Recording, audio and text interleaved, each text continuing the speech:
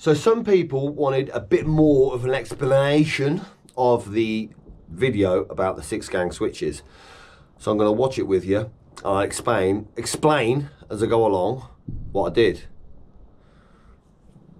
Right, well this is me basically just straightening out the cables, make sure I know what I'm doing, getting my pen, and I'm marking inside the switch box what they are, because they've got the markings on them, but I'm going to chop them off when I obviously terminate the cable. So when I pull that sheath off, the readings will be gone, or the markings will be gone. So I've marked them both sides of that box, so I know exactly where they are.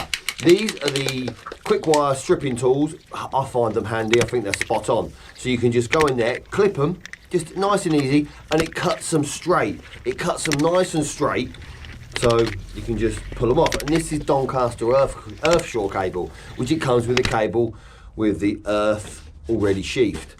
I love using it, it's spot on. It just makes your life that little bit easier. So yeah, you can pull these straight off, nice and easy, and then they're ready to go. And what I did, I stuck the live and the neutrals up out the way, because they're all labelled. I can still see that number just before I chopped off the sheath of the cable, so then I can measure out where the earths are going to go to get them nice and neat. Don't just cut them nice and short and stick it on. You want them to swoop a little bit. I always think you want a bit of slack inside the box, so you swoop a little bit, get the cutters out here, and then obviously just terminate them off. And I'm not doubling these over. The reason because I'm not doubling these over is because they're going into the Wago, and they won't fit if you double them over. There's no point. It's better if you don't double them over inside the Wagos. And then this little bit, everyone's said you didn't earth the back box. Well, what am I doing here? I did double this over because there's a terminal where you screw it on to the back of the back box. So what I've done, I've doubled that over for a fly lead to go to the back of the back box. So I've got that one in there. This is where I duck down a little bit. And yeah, this will be undoing the screw, see? So I'm actually sticking the earth into the back of the back box. So yeah, that's tightening that up in there. And then this is the 10-way Wago. Again, it's not a 5-way or anything like that. This is the little lever Wagos.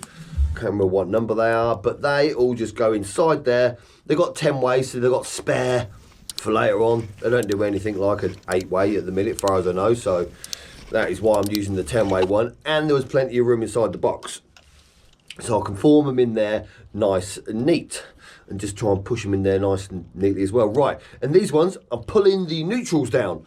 So I'm pulling all the neutrals down. Again, I want them to swoop. I don't know why, it just makes it look a little bit neater. A lot of people said OCD. Might be OCD, but then it leaves you with plenty of slack in there in case you want to do anything different later on. Yep, my little twist where I nearly dropped the cutters. Trying to show off, didn't work. But, yeah, so they chop them off, but then I need to remember that one of them is for the fan. So yeah, that's might be where you see on here as well that I pull one out of the way for the fan. But this is all the neutrals coming in. There's one neutral coming in, and they're all the neutrals going out to the lights. And again, I'm putting inside a Wago, a 10-way Wago once again. And that fly lead one off it, I think if I'm right, yep, it is going to go to the fan switch. That's exactly why I've done that. There's one going into the fan, so it'll give the neutral to the top of the fan, and then you can get your live and neutral going out, which will, when you switch the fan, it will put the live and neutral out to the fan, turn it on. In a kitchen, it wanted to be on a switch. Not on a timer, not like a bathroom, where you've got an overrun with the lights, there's no point.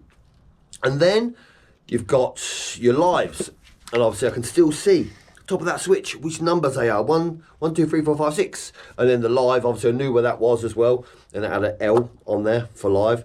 Little twist to the old cutters again.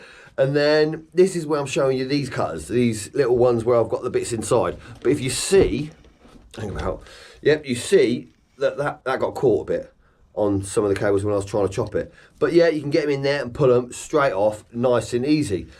And then for the single cables that were going into the top of the bottom of the switch, for the switch lives to go out, I doubled them over, because it's a little bit of a better connection in my eyes. If you double them over, that's that neutral as well that's going to go in the bottom. So that's the fan isolator one going out. So I'm doubling them all over because they've got a single core going in to the switch at the top. And for me, in my head, I don't know if it's right or wrong, don't care, but it just makes a bit of a better connection. There's it folded over. you've got to think, in theory, there's more surface space for a better connection, tighter connection, it's just nicer in there. And then these are the switches.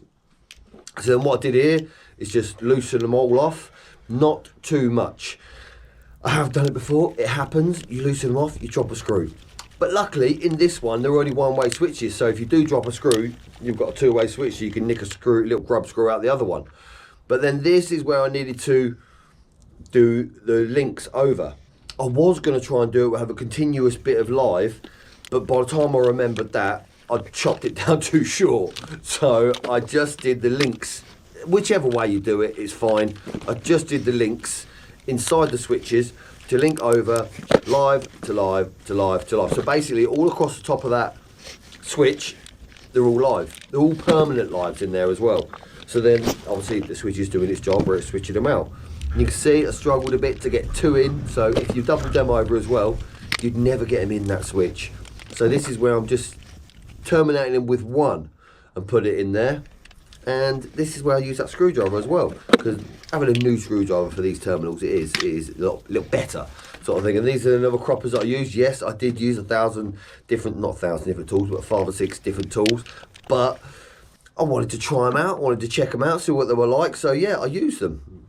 And this is where I measure them. You can cut them to size on a bench or on the floor before you do it and fix them in. And then just take it up and just put your live in and your live out, maybe.